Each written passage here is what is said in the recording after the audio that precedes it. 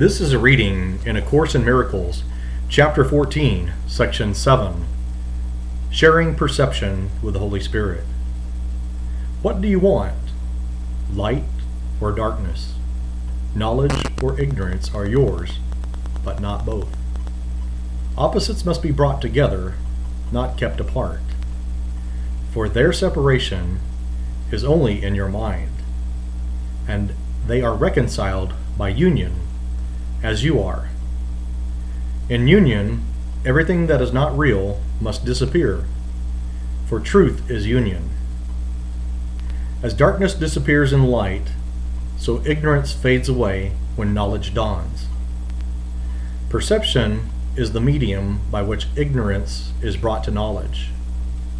Yet the perception must be without deceit, for otherwise it becomes the messenger of ignorance rather than a helper in search for truth. The search for truth is but the honest searching out of everything that interferes with truth. Truth is. It can neither be lost, nor sought, nor found. It is there, wherever you are, being within you. Yet it can be recognized or unrecognized, real or false to you. If you hide it, it becomes unreal to you because you hid it and surrounded it with fear. Under each cornerstone of fear on which you have erected your insane system of belief, the truth lies hidden. Yet you cannot know this, for by hiding truth in fear, you see no reason to believe that the more you look at fear, the less you see it, and clearer what it conceals becomes. It is not possible to conceive or to convince the unknowing that they know. From their point of view, it is not true. Yet it is true because God knows it. These are clearly opposite viewpoints on what unknowing are. To God, unknowing is impossible. It is therefore not a point of view at all, but merely a belief in something that does not exist. It is only this belief that the unknowing have, and by it they are wrong about themselves. They have defined themselves as they were not created. Their creation was not a point of view, but rather a certainty. Uncertainty, brought to certainty, does not retain any conviction of reality. Our emphasis has been on bringing what is undesirable to the desirable. What you do not want, what you want to do. You will realize that salvation must come to you this way if you consider what dissociation is. Dissociation is the distorted process of thinking whereby two systems of belief, which cannot coexist, are both maintained. If they are brought together, their joint acceptance becomes impossible. But if one is kept in darkness from the other, their separation seems to keep them both alive and equal in their reality. Their joining thus becomes the source of fear, for if they meet, acceptance must be withdrawn from one of them. You cannot have them both, for each denies the other. Apart, this fact is lost from sight, for each in a separate place can be endowed with firm belief. Bring them together, and the fact of their complete incompatibility is instantly apparent. One will go because the other is seen in the same place. Light cannot enter darkness when a mind believes in darkness and will not let it go. Truth does not struggle against ignorance, and love does not attack fear. What needs no protection does not defend it. Defense is of your making. God knows it not.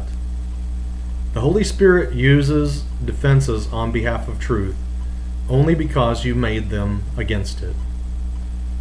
His perception of them, according to his purpose, merely changes them into a call for what you have attacked with them. Defenses, like everything you made, must be gently turned to your own good, translated by the Holy Spirit from means of self-destruction to means of preservation and release. His task is mighty, but the power of God is with him. Excuse me. Therefore, to him, it is so easy that it was accomplished that the instant that it was given him for you. Do not delay in your return to peace by wondering how he can fulfill what God has given him. Leave that to him who knows. You are not asked to do mighty tasks yourself. You are merely asked to do the little he suggests you do, trusting him only to the small extent of believing that, if he asks it, you can do it. You will see how easily all that he asks can be accomplished. The Holy Spirit asks of you but this: bring to him every secret you have locked away from him.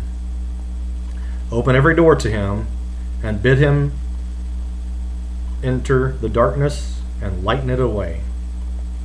At your request, he enters gladly. He brings the light to darkness if you make the darkness open to him. But what you hide, he cannot look upon. He sees for you, and unless you look with him, he cannot see. The vision of Christ is not for him alone, but for him with you. Bring therefore all your dark and secret thoughts to him, and look upon them with him. He holds the light, and you the darkness. They cannot coexist when both of you together look on them. His judgment must prevail, and he will give it to you as you join your perception to his. Joining with him in seeing is the way in which you learn to share with him the interpretation of perception that leads to knowledge. You cannot see it alone. Sharing perception with him, whom God has given you, teaches you how to recognize what you see. Is the recognition that nothing you see means anything alone? Seeing with him will show you that all meaning, including yours, comes not from double vision, but from the gentle fusing of everything into one meaning, one emotion, and one purpose. God has one purpose which he shares with you. The single vision which the Holy Spirit offers you will bring this oneness to your mind with clarity and brightness so intense you could not wish for all the world not to accept what God would have you have. Behold your will, accepting it as his, with all his love as yours. All honor to you through him, and through him unto God. That is the end of the reading of A Course in Miracles, Chapter 14, Section 7.